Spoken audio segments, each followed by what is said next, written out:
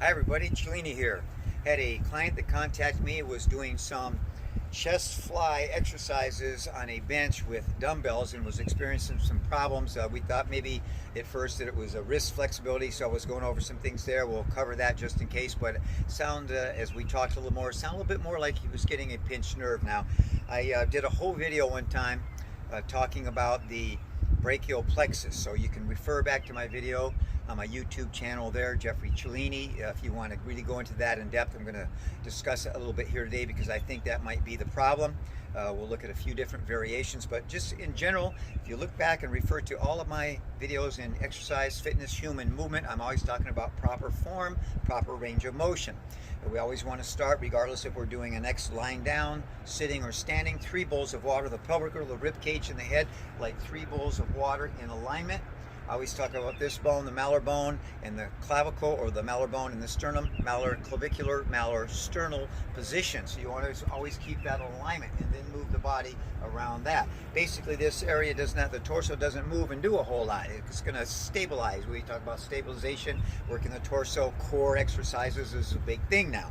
So what people tend to do in human movement is they tend to do excess range of motion. They've been taught full range of motion, but many times full range of motion is excess range of motion. I've talked about this in the past. For example, on a bicep curl, if the bicep muscle is shortening right now, it's not going to shorten any further than that. If I go up, I've hyperflexed my joint. That's it. The muscle's done shortening here. Now, keeping the elbow low, I want to extend. Now watch that muscle. It's stretching or contracting eccentrically as it stretches. Right there, it's about done moving. If I go there, I've locked my joint. You can see the muscles relax. Now it has tension on it. So that's the full range of motion. If you hyperextend that joint each time, you're going to do damage to that joint. So range of motion is very critical, very important. So when we look at this chest fly or chest exercise, imagine there's a bench here, a wall against me, and I'm lying down right now, which I'll do in the moment on the floor, and I'm going to do a rounding motion. Well, natural range of motion, if I just extend my arm with a little bend to protect my joint, right, you can see that's a natural range of motion.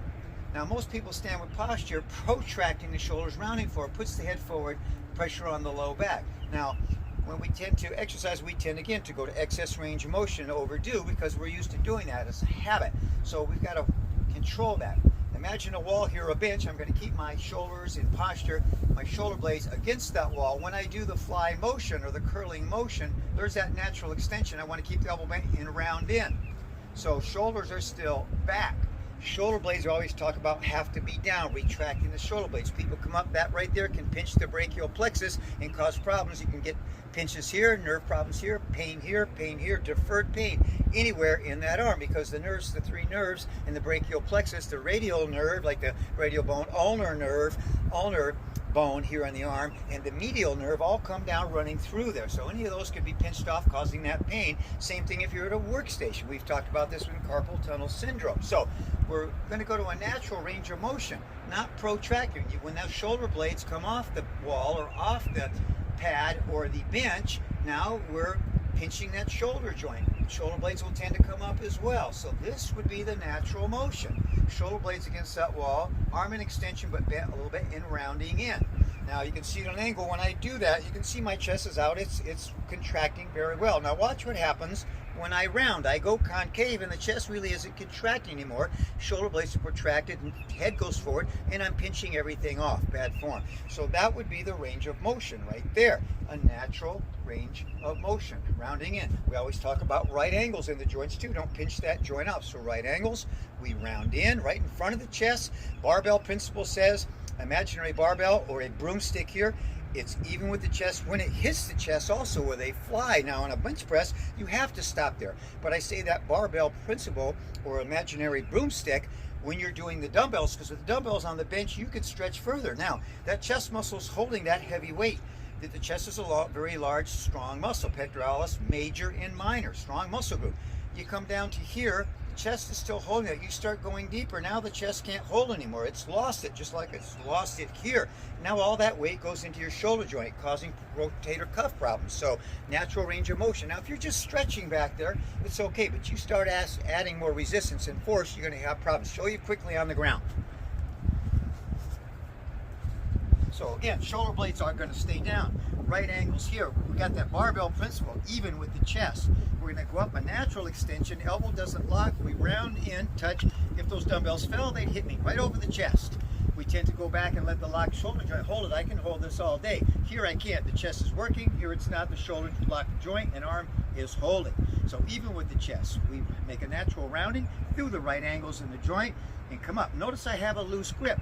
Just over gripping can cause those pains or wrist problems. So you got to keep the wrist loose and let it adjust or twist naturally.